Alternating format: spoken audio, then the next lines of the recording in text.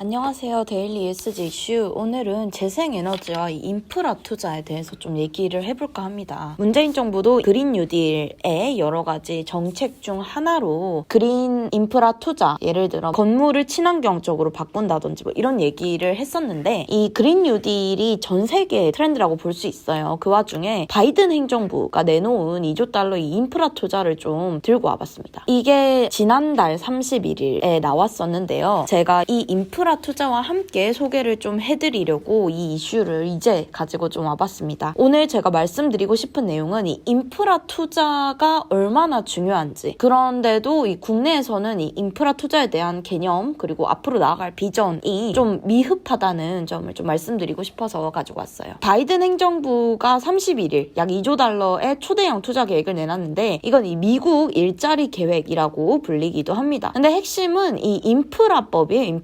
인프라법안을 이렇게 낸 건데, 제일 중요한 게 교통 분야 개선, 수송 분야가 석탄이나 LNG 같은 발전 부분에 이어서 가장 많은 탄소를 배출하는 이 분야 개선에 6,200억 달러, 그리고 식수 및 전력망 개성에 6,500억 달러, 제조업 분야 지원에 5,800억 달러를 투입을 합니다. 교통 분야 개선에는 전기차 충전소를 50만 개 설치하는 등 전기차 산업 지원을 하는 방안이 포함이 됐고요. 제조업 분야 지원 같은 경우에는 이 저탄소 경제 구조 전환을 위해서 이 전환 과정에서 어려움을 겪는 산업에 투자를 하겠다라는 내용입니다. 한국은행에서 이거를 분석을 해서 좀 보고서를 냈는데요. 여기서 볼 수 있습니다. 자, 운송 부분 보면요. 전기차, 도로, 대중교통, 철도, 공항, 항만 이런 게 있어요. 보시면 관련된 게 전기차 충전소에 가장 많은 금액인 1,740억 달러를 쏟아붓습니다. 제가 한 2주 전에 전기차 산업 관련한 이 기업들이 모여서 바이든에게 인프라 법안에 이 전기차 산업을 확대하기 위한 방안, 배터리라든지 전기차 충전 인프라라든지 뭐 전환이라든지 이런 거를 꼭 좀 포함해 달라라고 얘기를 해서 그런지 몰라도 운송 부분에서 가장 많은 금액이 이 전기차에 할당이 됐습니다. 이 대중교통 관련해서도 전기를 이용한 운송 수단을 들여온다는 점에서 850억 달러를 투자하는 등 본격적으로 전기차 산업에 뛰어든 모양새입니다. 그 다음에 보면요. 이 주거 부문에서 가장 많은 돈을 쓴 거는 주택 건설 및 보수입니다. 그 다음으로 많이 쓴 게 전력막 개성 및 클린 에너지 부분인데, 여기에 이제 1,000억 원을 쓴다라고 얘기를 했거든요. 이 전력망 개선 및 클린 에너지, 즉 이 재생 에너지를 확대한다 이런 얘기인데, 이 재생 에너지를 확대하겠다라는 정책에는 두 가지의 맥락이 있을 수 있어요. 첫 번째로 이 전력의 독립성을 미국 스스로 이루겠다라는 거. 두 번째로는 정말 이제 재생 에너지, 클린 에너지로 패러다임이 변화하고 있기 때문에 클린 에너지를 확대하겠다라는 의도로 담길 수 있습니다. 제가 주목한 건 이 전자인 부분인데요. 이 인프라 투자라는 자체가 앞으로 몇십 년간 쓰일 전력, 그리고 도로, 뭐 항만, 뭐 이런 거를 개발하는 거잖아요. 이런 거를 국가가 주도해서 신재생 에너지 산업을 키워야지만 해외 자본에게 뺏기지 않는 거예요. 뭐 미국은 이미 거대하긴 합니다만, 그럼에도 유럽과 중국의 자본을 견제하기 위해서가 아닌가 싶고, 이 신재생 에너지 전환을 통해서 이 전력망 같은 거는 타 국가에 의존을 하면 할수록 굉장히 불안정해지잖아요. 재생에너지로 전환을 하면서 전력망 독립까지 꾀하겠다라는 이 의도가 가장 중요한 메시지로 좀 풀이가 됩니다. 그리고 혁신 및 연구 개발 부분에서 가장 많은 돈을 들인 거는 기후변화 대응 및 기술 연구입니다. 기술 연구에 이 앞에 거에 비해서 훨씬 더 어마어마한 돈을 썼어요. 이거에 주목한 이 언론들은 없었는데, 얼마를 투자하냐? 3,500억 달러를 투자를 합니다. 앞으로 이 기후 대응에 따라서 새로운 기술이 많이 필요할 건데, 여기에서 미국이 주도권을 잡기 위해서 3,500억 달러라는 거대한 돈을 투자한다는 얘기입니다. 더불어 제조업 및 공급망 지원에도 300억 달러. 리쇼어링 정책이 강화될 거라는 풀이도 있잖아요. 어제자 기사로 LG하고 GM이 합작해서 미국의 배터리 회사를 더 키운다라는 얘기도 했었는데, 이런 리쇼어링, 그리고 미국이 직접 산업 독립을 할 수 있도록 하자라는 기조가 강해지면서 저탄소 경제 전환에도 대응을 하고, 국내의 공장들 그리고 전기차 등등 관련 산업을 유치하기 위해서 3,000억 달러를 쓴 것으로 좀 해석해 볼 수 있습니다. 그리고 제가 아까 말씀드린 인프라 관련해서 미국의 주요 공공 인프라가 지금 1930년, 60년대에 지어졌거든요. 이번에는 이 미국산 친환경 에너지 인프라 확보로 에너지 독립도 꾀하고 발전 체계를 구축하기 위해 과세 특례를 적용하는 등 대대 대대적인 전력 체계 개편에 나설 예정입니다. 이를 위해서 오히려 화석 연료에는 세제 혜택을 축소했고요. 더불어 법인 세율 인상을 통해서 세원을 마련한다는 계획이었습니다. 이거와 관련해서 엄청 재밌는 얘기가 있었는데 이 얘기는 제가 주민 ESG에서 조금 더 다루려고 일부러 좀 짧게 가지고 왔어요. 250개 단체 그리고 하원에서는요, 이 백악관에 국가 녹색은행이라는 얘기를 했습니다. 이미 미국에서는 몇몇 주들의 녹색은행이라는 게 세워졌어요. 어떤 거냐, 이 인프라에 투자를 할 수 있게끔 낮은 금리로 대출을 해주는 녹색은행인 건데요. 이것도 인프라법에 포함하라라는 서신을 이 미국의 녹색자본연합이라는 곳이 보냈습니다. 그리고 이를 위해서 1,000억 달러라는 기금 조성을 해달라라고 얘기를 했는데 어떤 얘기냐, 재생 가능한 전력 그리고 건축 효율성, 송전 및 저장과 같은 그리드 인프라, 산업의 탈탄소화, 청정 운송, 재조림, 그리고 지속 가능한 농업, 기후 회복 기반 시설을 위해서 녹색은행을 설치 의무화해라. 그리고 국가에서 녹색 인프라 투자 자금을 조달할 수 있게끔 자금 조달 법까지도 이 인프라법 안에 포함을 해달라라는 서신입니다. 이 서신을 보내기 며칠 전 마이크 던립이 알래스카 주지사는 이 민주당 하원에서 재생 가능한 에너지 프로젝트 재원을 마련하기 위해서 에너지 자립기금을 조성해달라는 법안을 제출하기도 했습니다. 이게 이 녹색은행이라는 상위의 목표를 두고 1,000억 달러의 기금을 조성해달라는 법안인데요. 인프라라는 얘기가 국내에서는 좀 한바구니에 담겼다고 할까요? 최근에